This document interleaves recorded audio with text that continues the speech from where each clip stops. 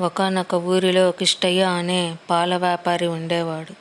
రోజుట్లాగే అతను పాలమ్ముకొని ఇంటికి తిరిగి వస్తుండగా దారిలో వాన కురిసింది. వాన తగ్గినాక ఇంటికి వెళ్దామని ఒక దగ్గర ఆగాడు. అతనికి పాము కనపడింది. ఆహా, ఏమి నా భాగ్యమో!